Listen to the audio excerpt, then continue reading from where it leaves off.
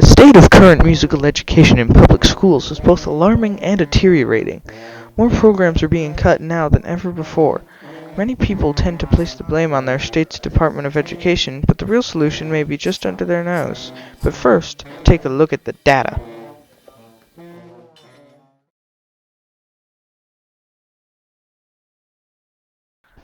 In a survey by the National Conference of State Legislators in 2002, 29 out of the 42 states that filed announced statewide budget cuts, and that was in 2002, the very tip of the economic iceberg. An interview with Kathy Cox revealed some interesting information about not only the economy's effect on schools, but also where to place the blame. In our public schools, there is no requirement for music. Well, we all know that, but what she said next was surprising. Most everything that is happening, K through 12, is happening because local districts and local taxpayers are paying for it in the public schools.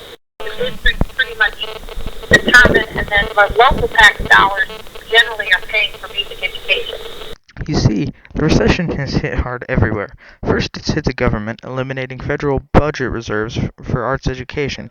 Then it's hit local government, things like school districts, which now have to determine on their own whether or not to include arts education in their schools. They are required to teach certain subjects considered core curriculum, and therefore must set aside most of their budget for that purpose. What's left over of their budget often goes to PE teachers due to the presidential physical fitness test.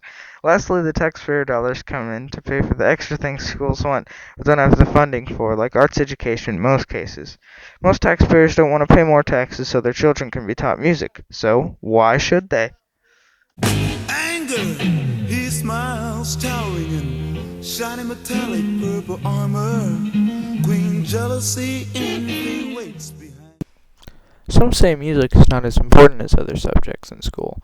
However, studies show that music and mathematics are directly related.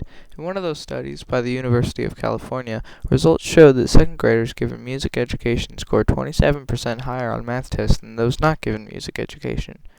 Not to mention that in a survey of students in various public and private schools, 61% of surveyed students said they couldn't live without music.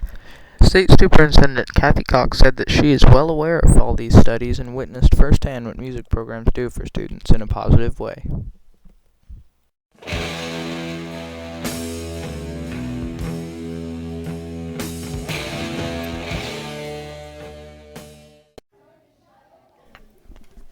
There are countless ways to help the current crisis. There are plenty of national and local groups to help counteract the situation, but the biggest of all has to be VH1's Save the Music Foundation.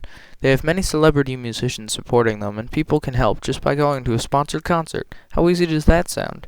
The most obvious way, though, to inspire change in your school district is to get involved. Anybody can write a letter, make a phone call, or even visit the building. It's easy, and every one call for change can make a difference.